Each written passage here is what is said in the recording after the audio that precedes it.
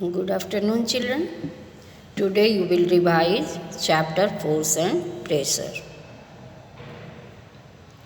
All of you know push, pull, lift, or kick on an object is called force. In the previous class, you have read about motion. What is the cause of motion? The cause of motion is force. Suppose if an almirah is kept in one corner of your room, you want to shift it to other corner. How can you shift it? You will either push it or you will lift it. Okay? So this by changing by applying force, you can change its position. Only your presence will not change the position of your almirah.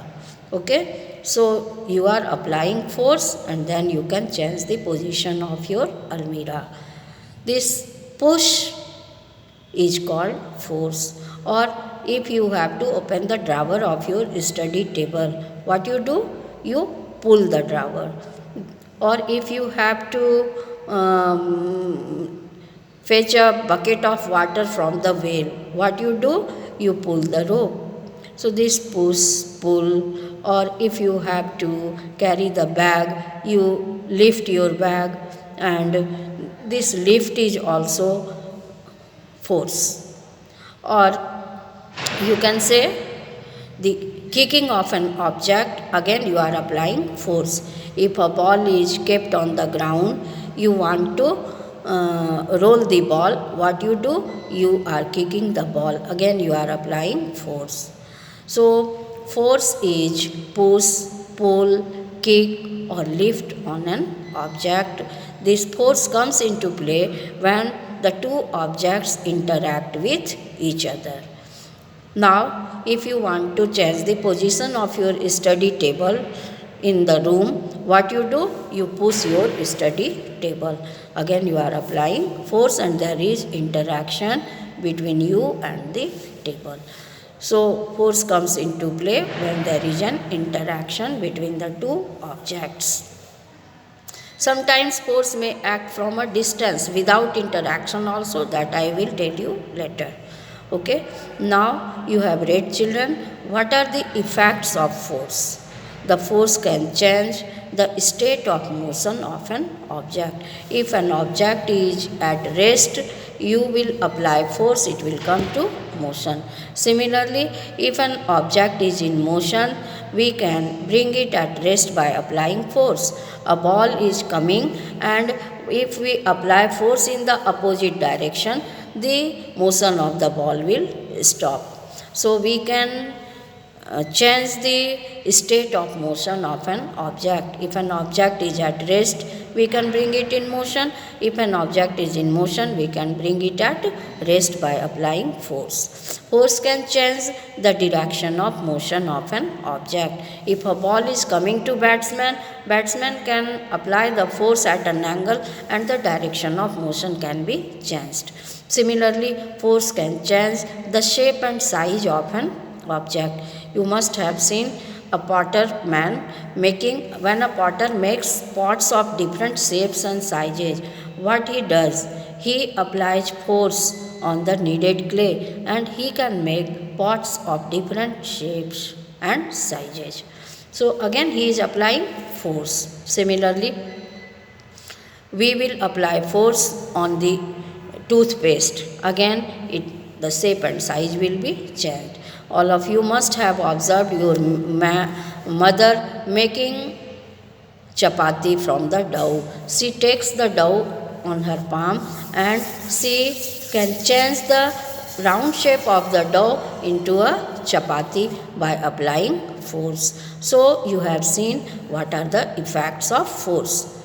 Now you will see what is balanced and unbalanced force.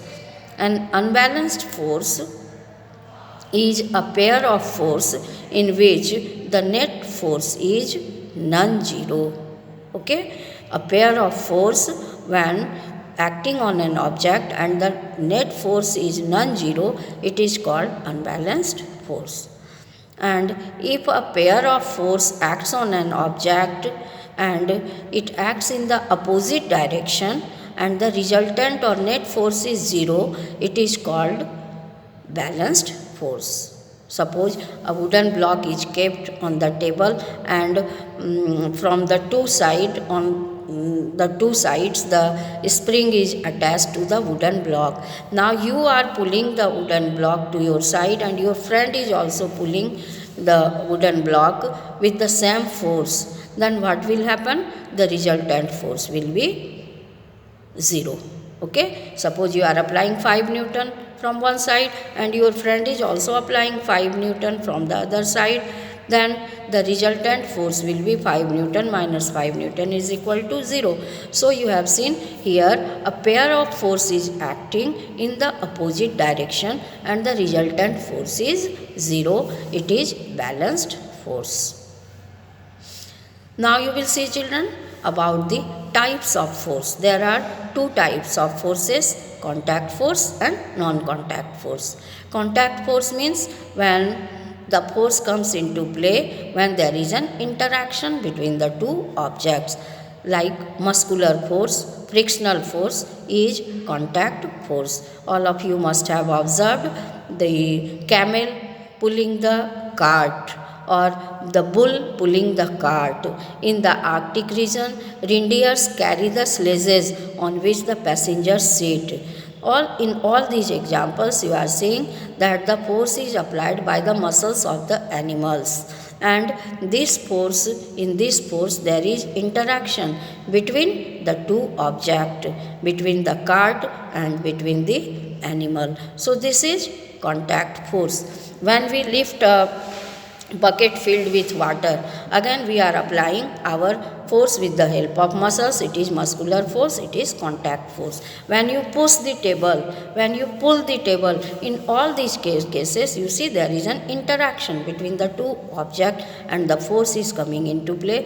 This is an example of contact force. Similarly, when you roll a ball on the ground, again the force is acting on the ball and the ball comes to rest. This force is applied and this force is called frictional force. When the two surfaces are acting on each other, then the force that opposes the motion of an object is called frictional force, that you will read in detail in the next chapter. So this frictional force acts in the opposite direction of the motion and it is also contact force. Now come to non-contact force. There are three types of non-contact forces, like gravitational force, magnetic force and electric force. In gravitational force, you will see the force is applied from the earth. All of you have seen when a fruit ripens in the tree, it always falls on the ground because this earth is applying a force from a distance, and this pull force is called gravitational force and it is non-contact force. Similarly, other non-contact force is magnetic force. All of you must have played with magnet. You have seen a magnet can attract iron, cobalt, nickel, etc. When you bring an iron nail near the magnet, the iron nail is attracted by the magnet. So this magnet is exerting a force from a distance and this force is called magnetic force. It is non-contact force. Next is electric force. All of you must have observed when you charge a glass rod and when you charge an ebonite rod, you bring glass rod near the ebonite rod, they attract each other. Glass rod is positively charged, ebonite rod is negatively charged, and opposite charges attract each other. Means unlike charges attract each other and like charges repel each other. This is also due to an ebonite rod is attracting glass rod due to charge, and this is an example of non-contact force. It is electric force. Now you will read, children, that about the pressure. Pressure means thrust by area. Thrust by area, you have seen, sometimes we need to increase pressure and sometimes we need to decrease pressure in our day-to-day life. So we can increase or decrease pressure by increasing or decreasing area of contact. Now you have seen that the rear wheel of the buses and trucks are double. Double wheeled means the area of contact is increased so that pressure of the bus may be decreased. And similarly, high-rise buildings and dams have broader base. Broader base means area of contact is more so that less pressure of the building or dam may be exerted on the ground. In the similar way, you have seen sometimes we need to increase pressure. How can we increase pressure? By reducing the area of contact. You have seen that the nails and spikes and knives, they have pointed end. By making the end pointed means we are reducing area of contact so that more pressure may be exerted. It is easier to cut fruits and vegetables with sharp knife. Why sharp knife? Because the area of contact is less so that more pressure may be exerted on the fruits and vegetables and it may be cut easily. Now you have seen, children, that liquids also exert pressure and the pressure of the liquid depends upon the height of the liquid column and the density of the liquid. Liquid pressure depends upon the depth. As we go deeper, the depth of the pressure of the liquid increases. Okay? Pressure of liquid increases with depth. Therefore, the submarines are made of thick and heavy metal because it goes to deeper in the sea or in the water, and there the pressure of liquid or pressure of water is very high, so it may be crushed. Therefore, the submarines are made of heavy and thick metals. Now you will see about the atmospheric pressure.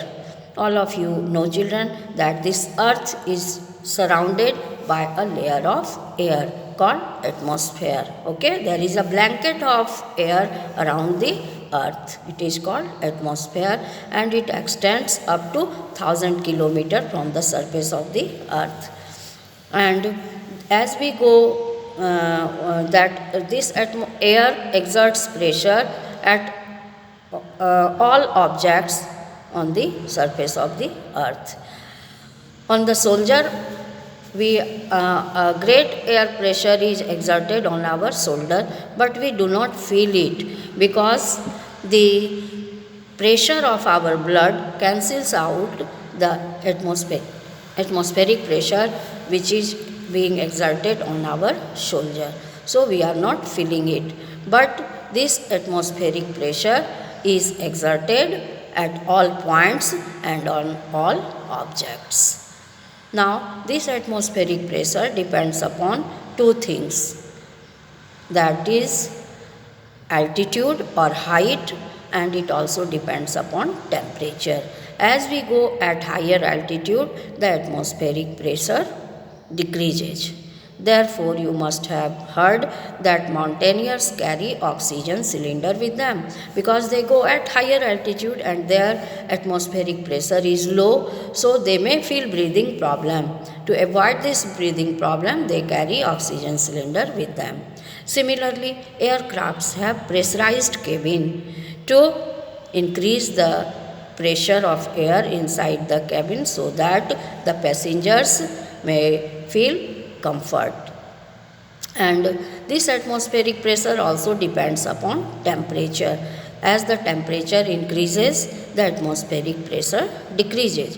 All of you know about land breeze and sea breeze. Near the coastal region, during the daytime, due to heat of the sun, the earth becomes very hot. The land becomes very hot. And the air above the land also becomes very hot. And it becomes lighter and it rises up. Now this place is vacant. Now the air from the sea rushes towards the land to take its place. This is called sea breeze. Okay? And during the night time, land breeze occurs. And all these, or sometimes you listen about the storm.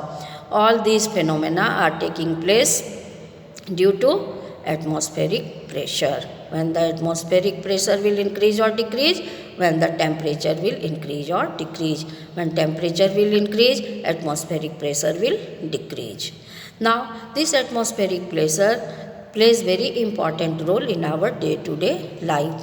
We can drink cold drinks or coconut water with straw, because when we suck them inside the straw, the atmospheric pressure reduces, and on the surface of the liquid the atmospheric pressure is more, so it is coming in the straw and we can drink it.